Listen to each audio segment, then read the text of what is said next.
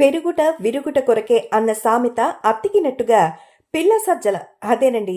సజ్జల భార్గవరెడ్డికి అతికినట్టుగా సరిపోతుంది. వైసీపీ అధికారంలో ఉన్నంత కాలం అప్పటి ప్రభుత్వ ముఖ్య సలహాదారు సజ్జల రామకృష్ణారెడ్డి ఆడిందే ఆట పాడిందే పాట అన్నట్టుగా నడిచిపోయింది. జగన్ అధికారంలో ఉన్నంత కాలం సజ్జల రామకృష్ణారెడ్డి ఆయన ముఖంలా గొంతలా వ్యవహరించారు. ఇంకా స్పష్టంగా చెప్పాలంటే జగన్ సీఎంగా ఉన్న సమయంలో సజ్జల డిఫాక్టో సీఎంగా పెత్తనం చెలాయించారు. ఆ పెత్తనాన్ని ఆధిపత్యాన్ని ఉపయోగించుకునే Sajjala YCP social media wing ని తన పుత్రరత్నం పిల్ల సజ్జల భార్గవరెడ్డికి అప్పగించారు.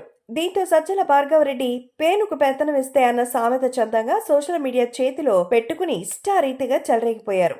తెలుగుదేశం పార్టీ, ఆ పార్టీ నాయకులు, ఆ పార్టీలోని మహిళా నేతలు, ఆ పార్టీ అధినేత చంద్రబాబు కుటుంబ సభ్యులపై అత్యంత దారుణమైన అసభ్యకరమైన పోస్టులతో రెచ్చిపోయారు.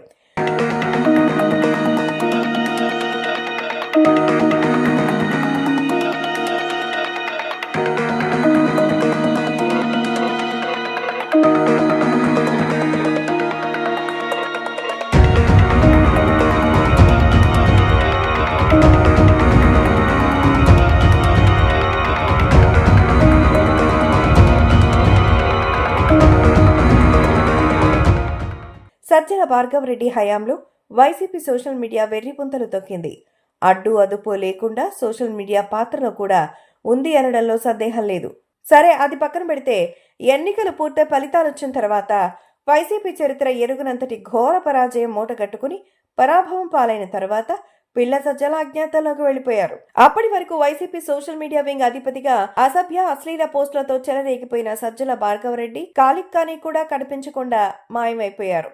తండ్రి సజ్జల తన పుత్రరత్నాన్ని కేసుల నుంచి, సొంత పార్టీ నేతల దూషణల నుంచి కాపాడుకోవడానికి చాలా తెలివిగా రాష్ట్రం నుంచే తరలించేశారు. చడి చప్పుడు లేకుండా YCP social media wing post నుంచి తొలగించేశారు. ఇన్ని జాగ్రత్తలు తీసుకున్నా చేసిన పాపం మెడకి చుట్టుకోకుండా ఉండదు కదా. ఇప్పుడు సజ్జల భార్గవరెడ్డిపై కడప జిల్లా పులివెందులలో కేసు నమోదైంది. ఇప్పుడు పిల్ల సజ్జల ఏ కలుగులో దాక్కున్నా పోలీసులు లాక్కొచ్చి చట్ట ప్రకారం చర్యలు తీసుకుంటారు.